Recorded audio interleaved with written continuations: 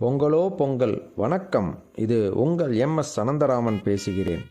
தை பிறந்தால் வழி பிறக்கும் என்பதற்கு இணங்க தமிழர்களால் அறுவடை திருநாளாக கொண்டாடப்படுகிறது. ஆண்டு முழுவதும் நமக்கு உதவி புரியும் இயற்கைக்கும் விவசாயத்திற்கும் பயன்படும் கால்நடைகளுக்கும் நமது நன்றியையும் மகிழ்ச்சியும் தெரிவிக்கும் நாளாக பொங்கல் பண்டிகையை கொண்டாடி மகிழ்கிறோம். பொங்கல் என்பதற்கு பொங்கி வழிதல், பொங்குதல் என்ற பொருள் உண்டு. பொங்கல் திருநாள் 4 நாட்கள் மிகவும் சிறப்பாக கொண்டாடப்படுகிறது.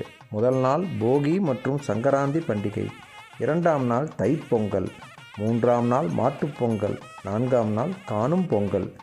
2ஆம் நாளான இன்று தைப்பொங்கல் புதுப்பானையில் பொங்கல் வைத்து அதனை முதலில் கதிரவனுக்கும் மாட்டுக்கும் படைப்பார்கள். பின் குடும்பத்தினர் அனைவரும் மகிழ்ந்து உண்டு மகிழ்வார்கள்.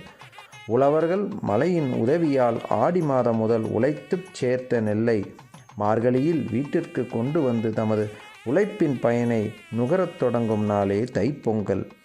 எந்நாளும் உங்கள் வீட்டில் மகிழ்ச்சி பொங்கி அது நீங்காமல் இருக்க உங்கள் அனைவருக்கும் பொங்கல் வாழ்த்துக்கள்.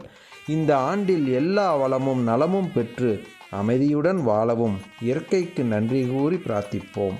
விஞ்ஞானத்தை உள்ளடக்கி பல சம்பிரதாயத்தை முன்வைத்து உணர்ந்து நம்பிக்கையுடன் வாழ்ந்து காட்டிய முன்னோர்களை வணங்குகிறேன்.